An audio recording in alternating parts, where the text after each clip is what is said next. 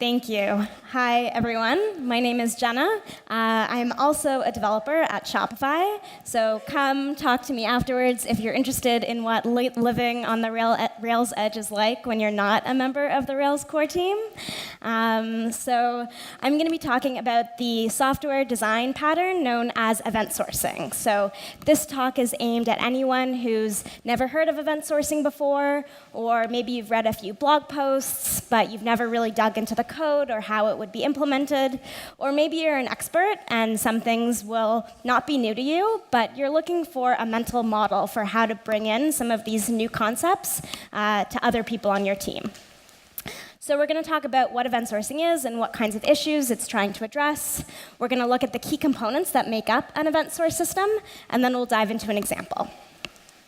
But before we get into it, let's take a look at how we typically design our systems using a really simple database-backed web application. So we have a simple app, we have some users, and those users have accounts.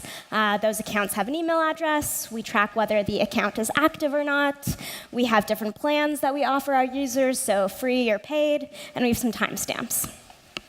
So let's take a look at some of the lifecycle methods that we typically associate with a user account. So a user first signs on to use our service. We create a brand new record for them in our database, and we set this isActive Boolean to true.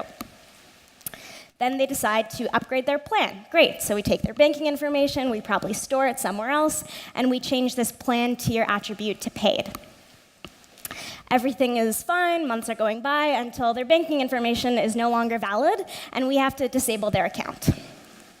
They go in, they fix their banking information, they re-register, we find their account, we store the banking information, and we change that active Boolean back to true. Then they decide to disable their account on purpose this time.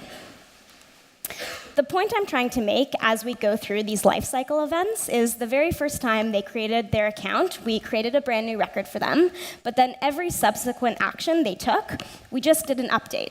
We did an update to that record in place, destroying whatever data was there beforehand.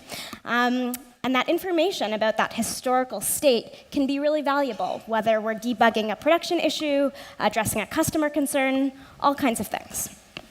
So we do a bunch of things to mitigate this data loss. We add logging, and we send all of our logs from our production environment into queryable systems that will allow us to retrace what happened if something goes wrong. Sometimes we need to add more metadata, more columns to our records so that we can contextualize what happened. Sometimes we have to go even further, and we create a snapshot of our objects of interest every single time the record changes. But in all of these cases, while these are decent mitigation strategies for our data loss, we're still missing the question of why that record changed. So why did that record change from state A to state B? We're missing that business logic that caused that change. And as we know, as an application grows in complexity, the number of ways that you can arrive in any given state grows as well. So this is really the issue that event sourcing is trying to address. So in an event-sourced architecture, the business logic, the thing that caused your record to change from state A to state B, that's the thing that we persist. And we arrive at the current application state by replaying all of those events, one on top of another. So in this architecture, you can think of the event itself as a first-class citizen. So it contains all the information that you would need to change from one state to another. Your events are immutable and append only. So if there's some incorrect data and you need to make a change, you don't go in and edit that record. You have to create a brand new event to revert that change. And events are persisted while the current state is totally disposable, because we can always rebuild current state by replaying all of those events. And those who are sort of proponents of event sourcing as an architecture, they argue that this is possibly a better way to model real-world business processes. So in the real world, something happens, and our record is really just an artifact of that thing happening. In the real world, we also don't have one big database lock to make sure that related events happen at the same time and roll back if there's a problem with one. And what event sourcing also gives you is an opportunity to start building a universal language if you work with an interdisciplinary team. So if you're speaking with your domain experts, your UX researchers, your designers, you can talk about your system as a series of these events rather than some convoluted state in a database somewhere that's made up of a bunch of different attributes. So before we get into the other components that make up an event source system, I need a very brief interlude to talk about CQRS. So CQRS stands for the Command Query Responsibility Segregation Principle. And while this on its own would take an entire presentation to discuss, the main takeaway I want you to leave with is that in some cases, it can be highly valuable to separate the read side from the write side of your application. And sort of understanding this mental model of separating the read and write side makes it a lot easier to understand the patterns that event sourcing is built on. So while your write side might care about things like data integrity, optimizing for inserts and updates, your read side can care solely on super efficient queries, maybe denormalizing data so that it's appropriate for your views. But you can imagine, if you're not reading and writing to the same place, it can make the flow of data in your application a little bit more complex. So let's take a look at a simple example of our data flow in our typical applications so that we can compare it with an event-sourced application. So we have a client. Our client can make a request. That request will likely get routed to the correct service or object that knows how to handle that request. We might perform some validations, and if they pass, we'll go and do something. So we'll go and fetch some data or make some changes, and then we'll make a record of that change in some kind of persistent storage, and then send a response back to the client. On the read side, our client might also be able to query our application for any information it might need. Again, we might reach into our persistent storage, grab whatever data, and then send a response back to the client. So let's take a look at what this looks like in an event-sourced architecture. So I'm going to introduce a few new terms, which I promise I'll go back and make sure we define really well. It sucks to get lost in kind of terminology and jargon. It's a terrible way to learn something new. So again, we're going to start with a client.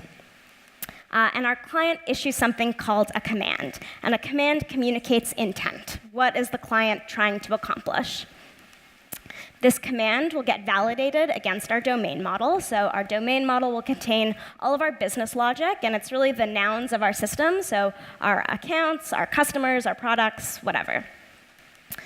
If that command is accepted, it will become an event. And that event is a statement of fact. This thing has happened. And so this is a thing that will persist in some sort of event store. From the event store, we can replay all of our events to create a customized projection. And the projection is the thing that our client can query against. And so the interesting thing about this architecture is that our domain model and our projections don't necessarily have to have a one-to-one relationship with each other. So we can keep all of our business logic, our schema validations, all of that in our domain model. And our projections can be customized to whatever the client is going to want to query.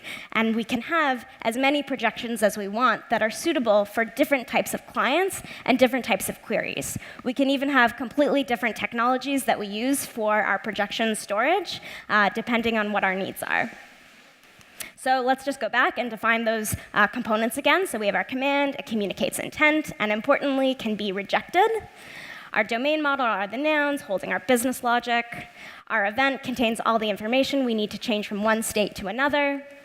And our projection is that read-only version of our current state. All right, so let's take a look at an example. So what I'm going to do here is we're going to, again, use that account class.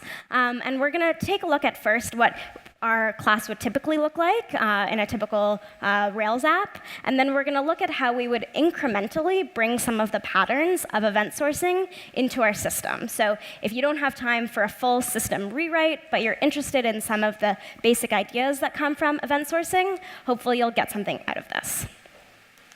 OK, so we have our account class. We have our 3 lifecycle methods. We have register, which just makes sure that we have an email address before we set that active Boolean to true.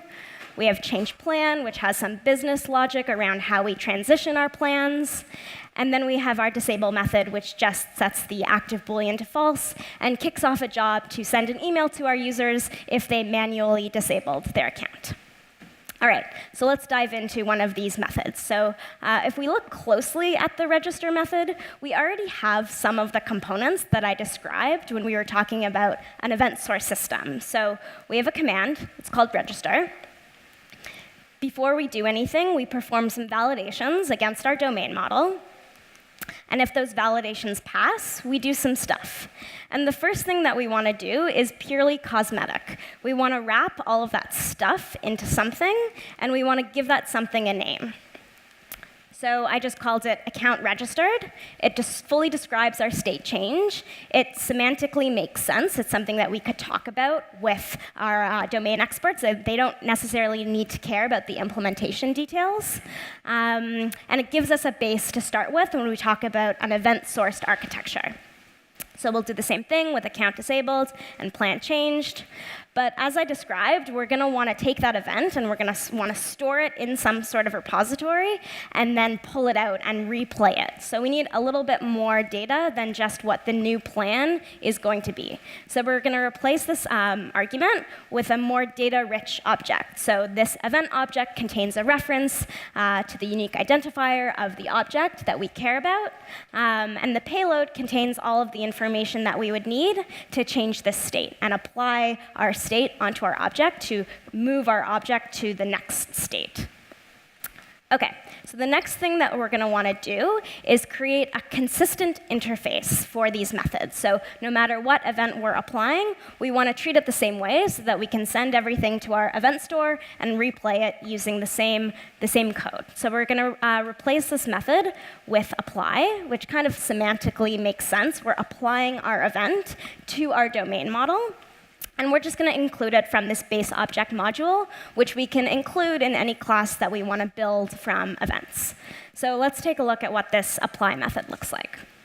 So we have two things. We're handling the event, which means taking the event and bringing our object up to the current state with whatever data is contained in that event, and publish. So handle just asks the event for a method that knows how to handle that event, and we'll just call that method with the event. And then publish, we'll save it to the event store if it's a new event. And we'll look at the case where it's not a new event in a second. So let's take a look at what this event store looks like. So I'm using a really simple in-memory event store. So this is not production ready. We would want some persistent storage. But I don't want us to get bogged down with whether we're using Redis or Kafka or RabbitMQ or one of these technologies. Sometimes we can get caught up in that. But hopefully, if we have some sort of consistent interface, it won't really matter if the technical implementations need to change later. So our keys are just our unique identifiers of our objects, and our value is just an array of all of those events. So when we save a new event, we'll just go and see if an event list already exists for that object. And if it does, we'll just append it to the end of that list. OK, so if we want to rebuild our object from our events, we'll initialize a blank instance of our class. We'll assign a unique identifier, and then we'll go into our event store, grab any events associated with that unique ID, and we'll call this rebuild method. So let's take a look at what rebuild looks like. So rebuild, we'll just call apply, the same method that we showed earlier that came from a command, but just with the isNew event Boolean set to false. And we want to do this so anyone that is listening to events being fired knows the difference between an event coming from a command, something that's new, or an event that is just showing up because we are rebuilding our objects. So who are the classes or objects or things that might care that an event was just fired? So I'm calling these subscribers, kind of a generic term. You'll see different words used for this. But this might just be any class that wants to know that an event just occurred. And we'll just notify them. So I'm going to show two examples. A reactor, which will just go and do something else. A reactor is any part of your code that needs to perform some other function because an event was fired, so contains some kind of business logic. And then projectors, which keep that read-only version of our current state up to date.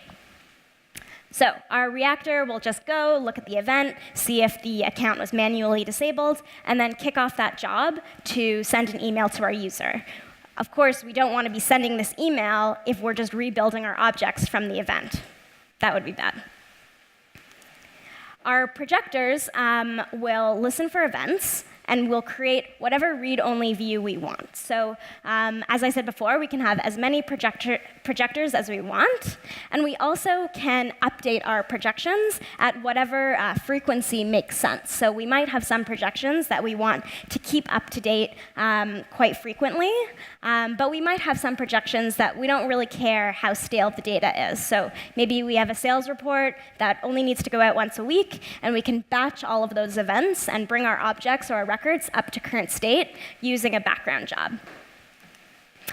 So unfortunately, at this point, we're going to run into a bit of a naming collision. So we're kind of trying to do two things at once. We're rebuilding our object from our events, but now we're also using active record to create those read-only projections, and this becomes a bit of a mess. So at this point, we really need to completely separate the objects that represent our read side from the objects that represent our write side. So the simplest way that I found to do this was to replace the write side with just a different name of your class. So I called it an account object. And our active record object can just be an empty class that we can use to represent our projections. And if we want more projections, we can add them as often as we want and as specific as we want. And again, they don't need to match the schema that's defined in our account object. So they can be tailored to whatever view we need. OK, we're almost there. The last thing we're going to do, so this is what our account object looks like. Apply is just calling those events. So what we can do is rip out these commands from our domain model, and we can give them their own class with their own methods. So a command contains, it is initialized with some arguments, and we call validate with either the arguments or whatever the state that the object is in. And we have a command handler that can take in the command. We can rebuild the account object from our event store, and then we can apply that event to that object. Cool. So what was easy? Modeling business logic can be simpler because we can get really specific about what we are doing. We can have a language that we can share with an interdisciplinary team. We can scale our reads and writes without coupling. And we have this traceability and auditability that kind of comes for free. What was hard? A lot of things. Naming is hard. We were only updating a few simple attributes, but we had a lot of things that we had to name. The logic we were implementing was also quite simple, but there was a lot more work we had to do to accomplish some simple tasks. We have to manage schema changes, so if our account model changed or our event schema changed, how we decide to handle versioning, things like that. Eventual consistency is something you'll hear if you read more about event sourcing. So if you're not reading and writing to the same place, the data that you just wrote might not be immediately available. So you have to manage those expectations with your users.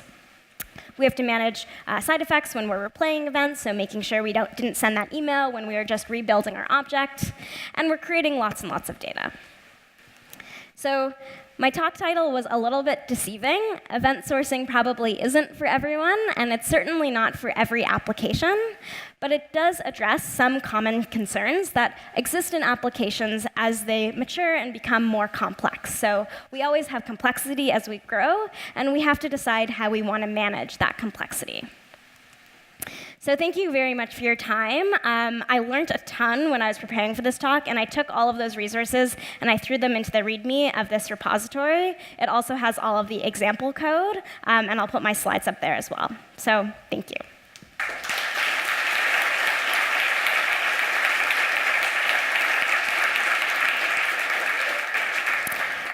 I'll take questions afterwards. Come find me either by the Shopify booth or outside. Yeah, come find me afterwards.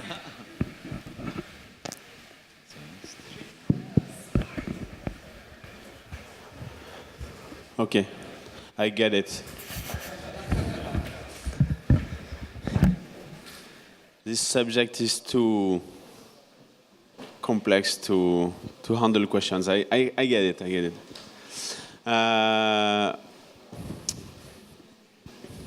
But I would have liked questions. Okay. No? Yeah? Because it's only talk about that, so I would have liked people too, if it's possible. Okay, so has anybody questions about that?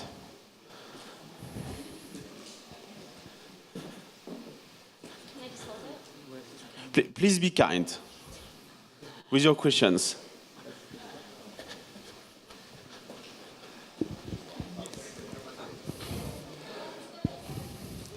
Hi, thank you for your talk. I was wondering, do you plan to event source all your models at Shopify, or if not, okay, so no. What kind of object do you plan to target first? That's a great question. So the first thing we actually did when we were thinking about event sourcing was just structure our logging. So our logs were kind of a mess. We had a bunch of records that went through state machines and had some important business logic that could pass or fail, and debugging customer issues became really, really hard when we got rid of the data in place. So we didn't really know, like, an account was disabled, why didn't this thing happen? But it's enabled now, so it was one of those horrible bugs that once you go looking for it, it's fixed. So the first thing that we did is just kind of aesthetically structure our code so that we were thinking in terms of these events, and then we were sending more structured logs to our queryable, we use Splunk, so that we could more efficiently just search for what happened and when did it happen. When you think about what kinds of models you would want to event source, I think the worst thing you can do is just say, okay, I'm going to get rid of everything. I heard this one 20-minute talk. Event sourcing is definitely for me. But if you have a model that is either inherently event-based, so it goes through many lifecycle events that are really important, or if you need that auditability, those are two conditions where you might want to think about event sourcing. I have a question. I guess I have to say yes. So you did some event sourcing with Ruby. Do you find it easier to refactor and to extract things to libraries, to other modules when you do event sourcing, or with the other way to do it? You mean like a framework that sort of manages the heavy lifting? My question would be, is it easier to extract things or not?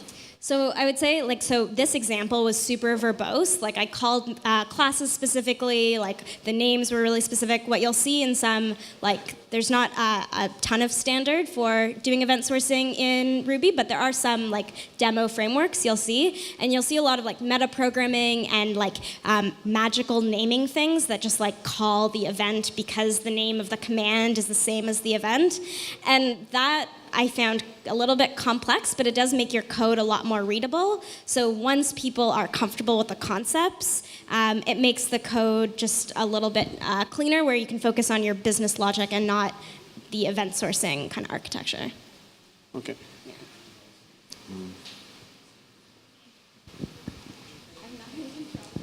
Hi, thank you for the talk. On the slides you showed in-memory store. Which should we use for production ready? And which is the most Ruby-friendly way to It's a good question. There's definitely no standard, and it really depends on your needs. So you might use something like RabbitMQ if you're really concerned about your pub sub. That's a commonly used and multi-language support piece of technology. Redis, I think, is really simple to have a key value storage. You can just use MySQL. You don't need to use something fancy to get started. Your events can simply, they can be active record models, and you have all of the data that you need, and you have all of your events in a really easy to interact with way. So I would say starting with a consistent interface and ensuring that your underlying implementation is a bit more flexible, because then you can change. If MySQL is becoming too slow, not good enough, then you can get rid of it. In one of your slides, you showed that you replayed every event to have back your model. For an event-based model, which maybe can have a lot of events, isn't it way too slow? Very slow, yeah. Don't you want to store the event and the model as well? Yeah. So there's two things for that. So one, that's why we have this concept of projections. So we can query from our projections instead of our events. But when we do need to replay all of those events, you can do something called snapshotting. So let's say we have 5 years of data, and we do not care about 5 years of data. We care about the last month of data. We can basically snapshot our record of all of those events, get rid of everything else, and then only replay those new events. So snapshotting can be something that you, again, do as like a background job. So maybe you have a ton of data, so every week you have to create a snapshot and get rid of your old data, but you want the events that happened that week. Exactly. You basically, once you take a snapshot, all you have now is the state at that time of the snapshot, and then you can get rid of all those other events, and then continue to replay events on top of your snapshot instead of a blank instance of your model. Hi, thanks for the talk.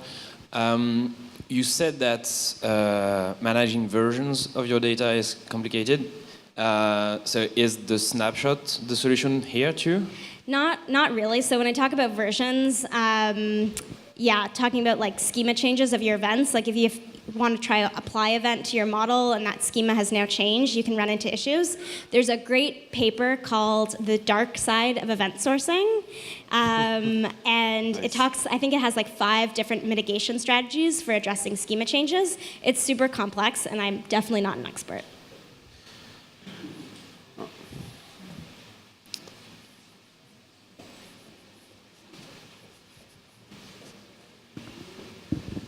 Yeah, thanks for this amazing talk. I was wondering what portion of this presentation is from your personal vision and what is kind of standard, but you already almost answered to that. And there's another question that's related is, could you add all the most interesting references about event sourcing that you encountered while working on this presentation? So on that GitHub page, so the repo contains like the master branch is like that plain first version of our account class, and then every branch you can compare with the previous branch to see how you would kind of like incrementally move towards an event-sourced architecture.